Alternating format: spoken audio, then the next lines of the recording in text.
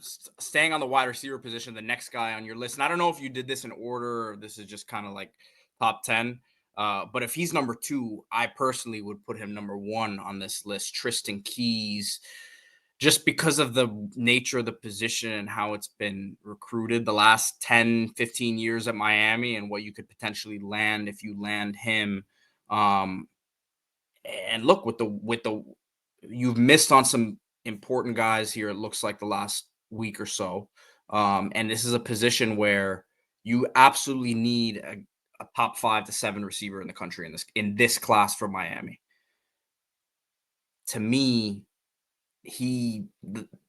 I'm not gonna say the success of the class falls on him, but like my opinion of the class, not that it matters. I'm not a decision maker or a coach. It's completely changed with him in the class or not in the class. Yeah, he is. You'd say the cherry on top, but cherry is a very small part of the sundae. It's a little more than that. I think I agree. He's for perception. Just everything about Tristan Keys is big time. The way he presents, the way he performs. Here's what I'll say about Tristan Keys. Every school is going to think they have a chance at him because that's just the way he carries himself. He's very positive, right? He's just that kind of recruit. If he was a girl, you'd say he's flirtatious, right? He's just that kind of recruit in the process. So every school, I think, thinks they have a real good shot at him. Every school wants him bad. Miami really wants him bad. They're going to prioritize him and go after, they're going to take a real shot at him. They're not just kind of keeping their toe in the water. They're going after this player. Here's what I'll say about Tristan Keys. He's visited Miami. He was here this weekend for South Florida. Wow, look at that. Look at that run, man. He's here in the OT7 finals, which is in Fort Lauderdale. So he's in South Florida. I think he was posting from Brickell. So he has now been in South Florida, in Dade County, because the tournament was in Broward. I think he was in Dade as well. Maybe he stayed here 4 times since March. It is June. So he's been down here I doubt he went to campus this weekend because it's a dead period. I don't think, there's limits on what can be done, but he was here for the tournament 4 times in this area in, what is it? March, April, May, June, 4 months.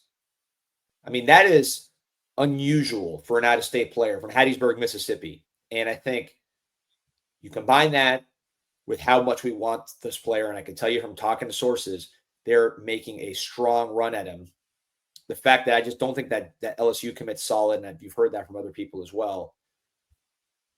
Put that all together, and I think this guy's going to end up being a Cane. But that's not based on like really rock solid info. That's just kind of me reading the tea leaves. Look, I thought DJ Pickett would be a Cane, right? With all the kind of things falling into place, and he ended up staying with LSU. So sometimes many times I'm wrong. And this is not like I'm sitting on information that he's silently committed or anything like that. It's just that, it's unusual to visit a school 4 times, or at least visit an area 4 times, at least 3 times to the school when you're from out of state and not go to that school. Would you agree with that part of it, Pete? Yeah, I mean, that's also what I was going to say at the beginning when I was talking about him, and it's just like understanding how much time and attention has been put into trying to get him into this class, right? So it's as Christian said here, if we get Keys, I'll forgive them for missing on Jason Lopez and Kenye Pepe. Look, the Jason Lopez situation, we've both talked about it, at length here. I don't know that Keys and Lopez were connected necessarily, but yeah, Keys would make me forget multiple things in this class. I just think that he's that sort of talent, that sort of recruit. And as we continue to go through this class, I think we're understanding how important evaluations are, right? Because you get your Jackson Cantwell, you're going to get a couple other, high priority guys, hopefully a Cooper, Keys you're in the mix for. But like, we talk about how many swings they're taking at guys. It is not possible to legitimately get all these guys with what these top targets are commanding in the market. It's not a Miami thing, it's an every school thing. And the management of putting together the roster and where your funds are going is going to be a really, really fascinating discussion to look at 2-3 years from now and moving forward in college sports. I know it's a little bit of a tangent, but it's going to be you can't land. Yes, people can point at, I'm sure there's someone committed right now, 2 5-star the same position, 2 schools. But it's going to be a difficult thing, man. This is where parity comes into play here, and player evaluations. Yeah, and then I agree totally, Pete. And then you throw in the portal part of that as well, right? So, how do you value the portal compared to all this? You look at a school like University of Florida, and I thought University of Florida did a very poor job in the portal. They lost more than they got by a lot. Plus, they lost guys to the NFL. Now, they had a pretty good recruiting class, number 10. I mean, not like number 1 or 2. But still, like, that to me does not make sense when you're a bad team last year. At least it's called a mediocre team. Miami made them look like a bad team. Mediocre team. You lose in the portal. You don't bring in. And now, they're trying to recruit. I think they're number 15 in the country, right? So how are they allocating their money? Because if I was UF and I thought DJ Lagway was a good player, and I do think DJ Lagway is a good player, obviously there's a lot allocated to him, I'd be spending all my money on veteran offensive players. I mean, that seems common sense. I know their offensive line's veteran. I don't think it's that good. I think it's overrated, but whatever. The receivers are okay. Running backs are okay. But they should be trying to be the best offense in the country.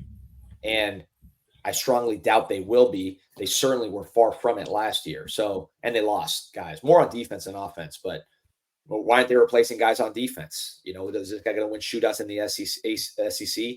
So there's different ways to do it with the portal.